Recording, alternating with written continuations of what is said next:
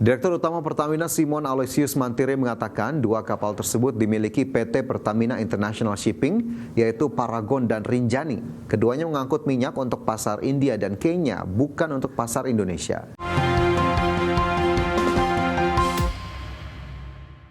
Selanjutnya pemirsa, dalam konflik di Selat Hormuz, Pertamina mengungkapkan hingga saat ini sudah ada 2 kapal dari 4 kapal yang berhasil melanjutkan operasionalnya alias sudah melintasi Selat Hormuz yang diblokade Iran akibat agresi Amerika Israel. Direktur Utama Pertamina Simon Aloysius Mantire mengatakan 2 kapal tersebut dimiliki PT Pertamina International Shipping, yaitu Paragon dan Rinjani. Keduanya mengangkut minyak untuk pasar India dan Kenya, bukan untuk pasar Indonesia. Sementara itu masih terdapat 2 kapal Pertamina yang berada di dalam kawasan Selat Hormuz, yakni Pertamina Pride dan Gamsunoro. Saat ini pihaknya fokus terhadap keselamatan awak dan keamanan kargo di tengah situasi yang masih memanas. Untuk itu Pertamina terus melakukan koordinasi dengan berbagai pihak, termasuk Kementerian Luar Negeri, guna memantau perkembangan situasi di wilayah tersebut. Bukan hanya itu, Pertamina juga melakukan langkah antisipasi dengan mendiversifikasi sumber pasokan energi. Ada 2 kapal yang memang sudah lanjut operasional, yaitu dari PIS dan Paragon dan Rinjani. Nah kebetulan itu adalah untuk non-captive market, jadi bukan untuk Pertamina. Jadi satu menuju ke Kenya dan satu menuju ke India. Sementara yang masih berada di dalam teluk itu ada 2 kapal, yaitu Pertamina Pride dan Gamsunoro. Yang menjadi concern kami yang utama adalah keselamatan para kru. Di tengah gejolak Timur Tengah, ketahanan energi Indonesia dinilai masih kuat dan tangguh meski ada di Selat Hormuz yang menghambat jalur distribusi energi global. Ketegangan geopolitik di kawasan Timur Tengah memicu kekhawatiran terhadap stabilitas energi global. Namun CEO Institute for Essential Service Reform atau IESR, Fabi Tumiwa menilai sistem energi nasional memiliki ketahanan yang cukup kuat untuk menghadapi dinamika global, termasuk potensi gejolak di pasar energi internasional. Fabi optimis gejolak energi global tidak serta-merta berdampak langsung terhadap pasokan BBM di dalam negeri.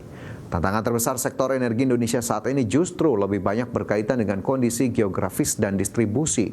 Pemerintah harus pastikan pasokan tetap tersedia di berbagai wilayah, termasuk pada periode lonjakan konsumsi seperti momen Lebaran. Ya, sudah ada peraturan presiden yang mengatur mengenai cadangan penyangga energi namanya. Ya, ini yang sekarang sedang dikerjakan dengan membangun storage tadi yang rencananya akan dibangun di Sumatera ya. Nah, di dalam cadangan, kalau kita bilang kan cadangan yang ada sekarang itu baru cadangan BBM. Di dalam ketentuan Perpres 96 2024, cadangan penyangga energi itu ada ketentuan untuk minyak ya, bensin, kemudian minyak bumi juga, dan kemudian LPG. Jadi 3 jenis energi itu yang kemudian diatur. Jadi kalau saya ingin menyatakan bahwa yang cadangan ini baru cadangan minyak, tapi kita juga ya kilang-kilang kita. Kembali bersama kami di Prime Market Highlights. Pemirsa, Kementerian Perhubungan telah menyiapkan berbagai upaya kesiapan mengantisipasi lonjakan angkutan Lebaran 2026, baik secara infrastruktur maupun transportasi. Menteri Perhubungan Dudi Purwagandi bersama stakeholder transportasi untuk mudik Lebaran 2026 telah 100% siap mengantisipasi pergerakan 143,91 juta hingga 154,6 juta orang untuk melakukan perjalanan mudik.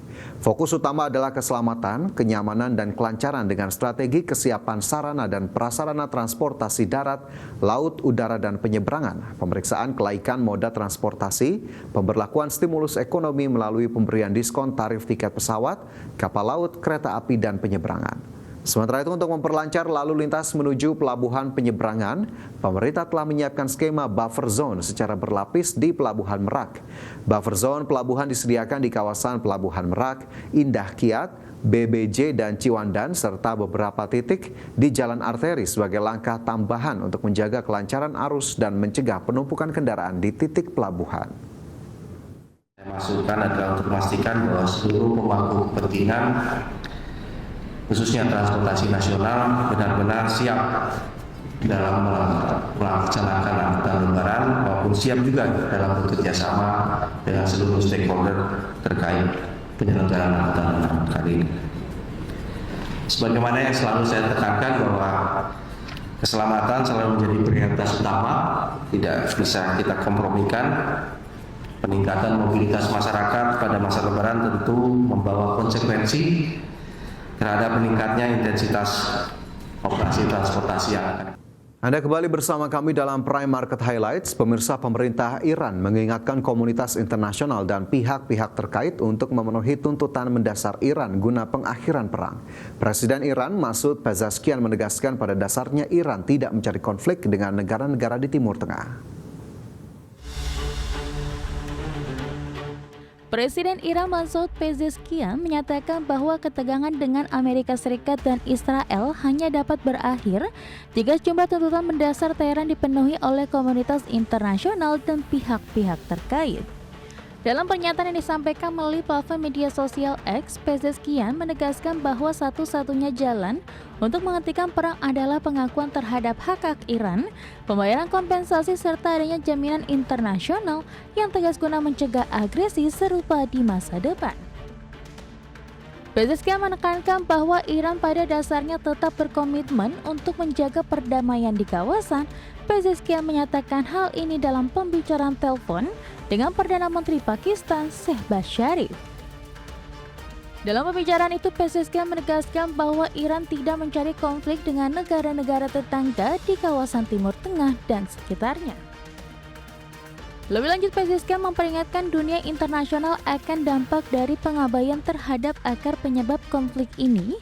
Ia menyatakan bahwa jika komunitas internasional gagal menangani penyebab perang yang dipaksakan dan agresi militer terhadap Iran, maka stabilitas keamanan global akan menjadi tidak stabil. Berbagi sumber, IDEX Channel.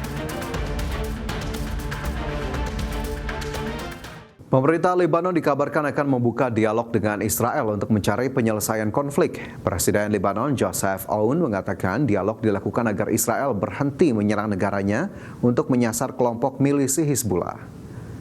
Dalam pernyataannya, Aoun mengatakan Hizbullah telah mengkhianati Lebanon karena memicu perang dengan Israel.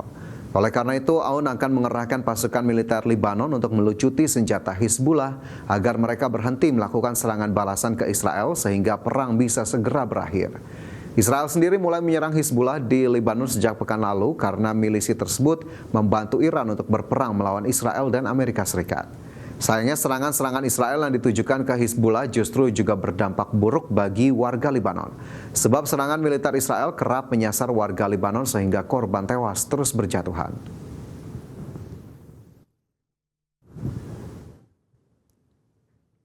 Pemerintah Amerika Serikat akan melepas cadangan minyak sebesar 172 juta barel dari cadangan strategis. Pelepasan ini dilakukan setelah harga BBM di Amerika Serikat naik hampir 22%.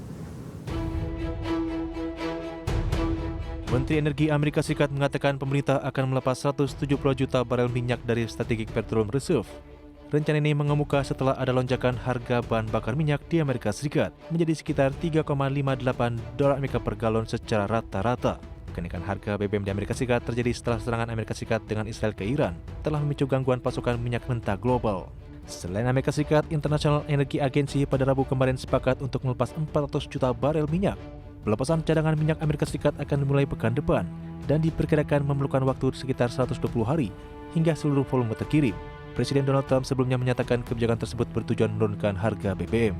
Adapun harga BBM di Amerika Serikat yang kini mencapai sekitar $3,58 per galon tercatat naik 21,76% dibandingkan sebulan lalu yang berada di kisaran $2,94 per galon. Saat ini cadangan minyak Amerika Serikat tercatat sekitar 415 juta barel atau sekitar 58% dari kapasitas resmi 714 juta barel. Pembuat mengatakan pemerintahan Trump berencana mengganti minyak yang dilepas dengan 200 juta barel dalam 1 tahun ke depan tanpa membebani pembayaran pajak. Berbagai sumber untuk IDX Channel.